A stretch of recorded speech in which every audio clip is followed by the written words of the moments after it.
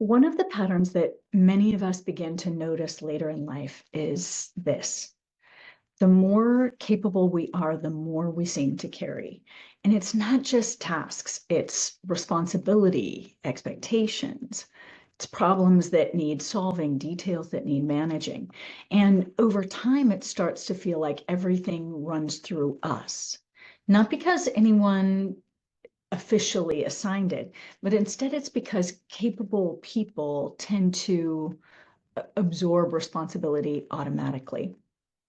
In the last video, we talked about the good women script. It's the expectations that many women inherited about being responsible and dependable and capable.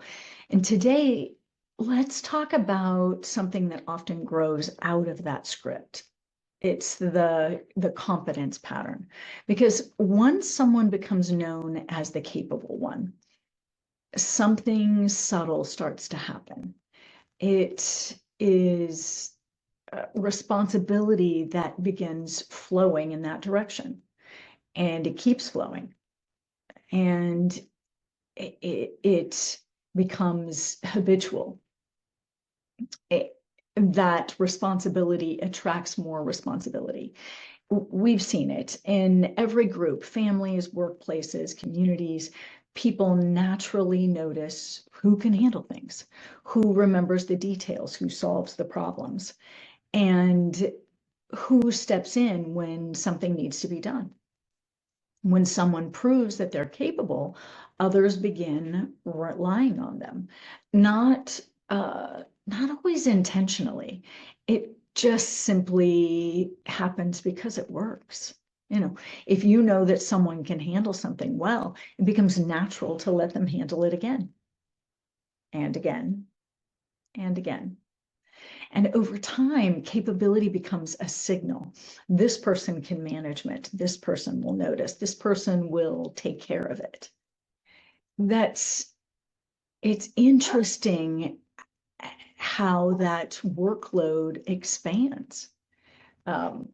At first, it may be something small, handling a detail, coordinating a schedule, solving a problem. And then gradually things begin to flow in that direction. Not because anyone formally assigned them, but because capable people tend to step in before anyone else does. We notice. We notice what needs attention. We anticipate what might go wrong. We solve the problem before it becomes a problem. And when we do that often enough, people begin to assume that that role belongs to us. And it becomes visible. I remember noticing this very clearly during a painting project at my house. We were hosting a painting party. I was getting ready to sell the house, and we needed a paint on the inside, and this would be something fun that we could do. So I had a professional painter there that was working on the cathedral height walls that were in the main living area, because those were way too crazy high. Anyway, the rest of the family crew was painting the normal ceiling height walls in the rest of the house. And throughout the entire day, people kept calling my name. Questions about paint, about tools, about what to do next. And it sounded something like, Crystal, where does this go? What color is this wall? Is this the right brush? Is on and on. And mind you, I was really grateful to have the help. But it was interesting. The professional painter eventually said something to me, because he was on the outside of it, of course, just listening as he was doing what he was doing. And he shared that he had noticed how many times my name had been called throughout the day. He said he wasn't even sure how I was getting any painting done at all myself. And the truth was, I wasn't. I was managing the process. I was fielding the questions. I was coordinating what everyone else was doing and keeping the whole thing moving. And after everyone went home, I spent the next few days doing all of the detailed cut-in work myself. At the time, it didn't seem unusual. It just seemed like the natural way the day unfolded. And what stuck with me later was this: I hadn't even noticed the pattern. The professional painter had, but I hadn't. Earlier in my life, I noticed another little example that could support this conversation. It really made this pattern visible in a different way. And that is, my oldest child was under a year old. He was maybe right at a year. And I had a work meeting one evening, and I asked his father to take care of him while I was gone. I mean, we were married. It seemed like the obvious person to provide that care. And he became really frustrated that I had assumed that he would be the one to provide that care. And I remember responding with something that surprised actually both of us at the time. I said, "You assume every single night that I will take care of our child." Our son wasn't sleeping through the night yet at that time. And every night the care simply was assumed that it just belonged to me. It wasn't something that we negotiated every evening. It was just understood. And that moment made something visible, that sometimes the weight we carry doesn't come from a decision we made. It comes from assumptions that formed over time, assumptions about who notices, who handles things, who shows up when something is needed. And once those assumptions settle into place, they can become almost invisible. There's an identity shift that comes in this, because at some point, capability stops being something we do and it becomes something that we are. We become the responsible one, the organized one, the dependable one, the one who holds things together. And when identity attaches to that role, something else happens. We stop asking whether something belongs to us and we start assuming that it does. The responsibility becomes automatic. The reason it's hard to put down is that once this program forms, it becomes surprisingly difficult to step back, not because we don't want help, but because the system around us has adapted. People are used to us noticing, they're used to us remembering, they're used to us solving. And sometimes we're used to it too. You know, carrying responsibility can start to feel like part of our value, like part of who we are. So when we try to set something down, it can feel uncomfortable, even when the weight has become too heavy.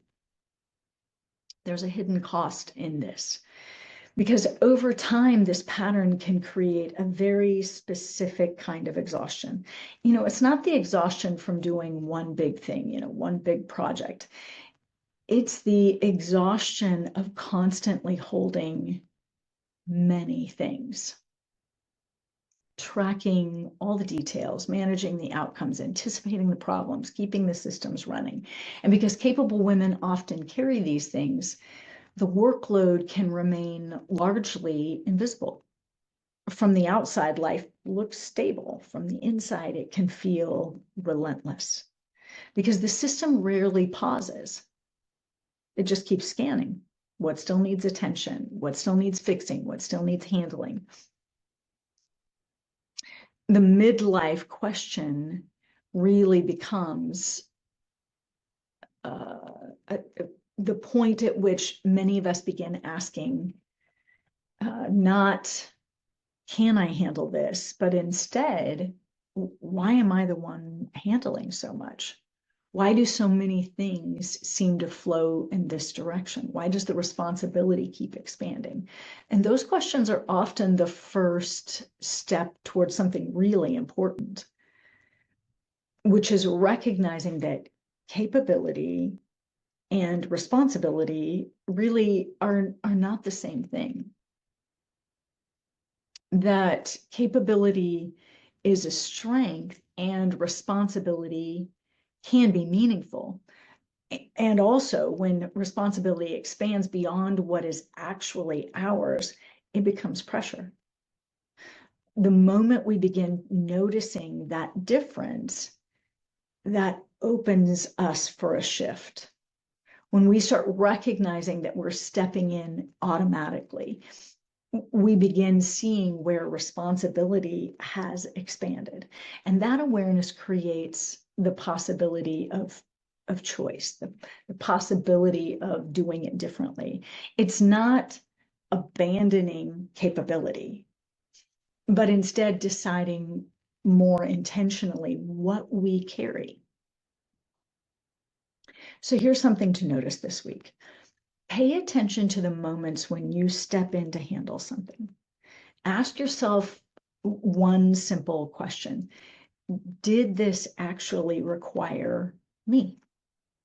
Or did I step in because I'm used to being the one who handles it? Just noticing that pattern can be surprisingly revealing. So let's wrap this up. Many capable women built their lives on the ability to carry responsibility well. That strength created stability. It solved problems, it helped people, and over time, that same strength can turn into an expectation to carry everything. So this second half of life often brings a new kind of awareness, not questioning our capability necessarily, but questioning instead how much responsibility actually belongs to us. Because when we begin to see that clearly, then something changes. Capability remains, and the weight begins to lift. So sit with that. Notice that. Pay attention to that for yourself. Things can change when we do.